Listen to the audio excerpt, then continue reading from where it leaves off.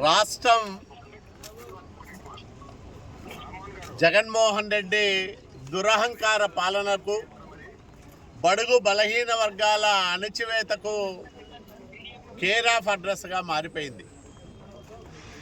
ఆంధ్రప్రదేశ్ రాష్ట్రం అంటే ఒకప్పుడు అభివృద్ధికి చిరునామాగా ఉండేది. అణగారిన వర్గాల అసలైన రాజకీయ వేదికగా తెలుగుదేశం పార్టీ ప్రభుత్వంలో ఉన్నప్పుడు బీసీలు, దళితులు, మైనార్టీలు అందరూ కూడా సురక్షితంగా జీవనం సాగించేవాళ్ళు. ఈరోజు 76 మంది బీసీ నాయకుల్ని అతి కిరాతకంగా హత్య చేశారు వైసీపీ గుండాలు. వేలాది మంది బీసీ నాయకులపైన, కార్యకర్తలపైన అక్రమంగా కేసులు పెట్టి జైలుకు పంపించిన జగన్మోహన్ రెడ్డి దుర్మార్గపు పాలనకు చరమగీతం పాడడానికి బీసీలందరూ కూడా ఐక్యమవుతా ఉన్నారు. బీసీల నాయకత్వాన్ని ఈ రాష్ట్రంలో పెంచి పోషించింది తెలుగుదేశం పార్టీ.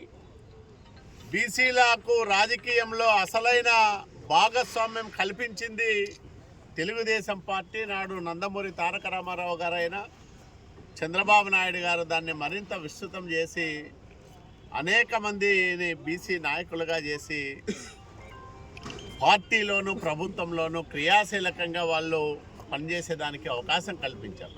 ఈరోజు నేను అడుగుతా ఉన్నా, జగన్మోహన్ రెడ్డి సలహాదారులో ఎంతమంది బీసీలు ఉన్నారు? జగన్మోహన్ రెడ్డి చుట్టూ ఉన్న నలుగురు రెడ్ల చేతుల్లో రాష్ట్రం నాశనం అయిపోతూ ఉందా లేదా, నలిగిపోతూ ఉందా లేదా?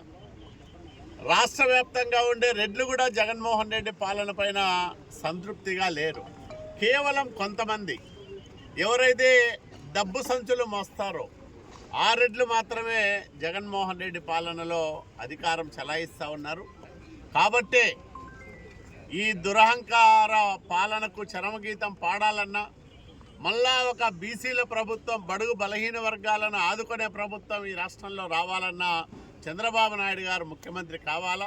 దానికోసం తెలుగుదేశం, జనసేన కూటమి అధికారంలోకి రావాల్సిన ఒక చారిత్రక అవసరాన్ని ప్రతి ఇంటికి చేరవేయడానికి జయహో బీసీ కార్యక్రమాన్ని మేము ప్రారంభం చేశాం. ఈ రాష్ట్రంలో దాదాపు 1 కోటి మందిని స్వయంగా ఈ జయహో బీసీ కార్యక్రమం ద్వారా కలవబోతా ఉన్నాం.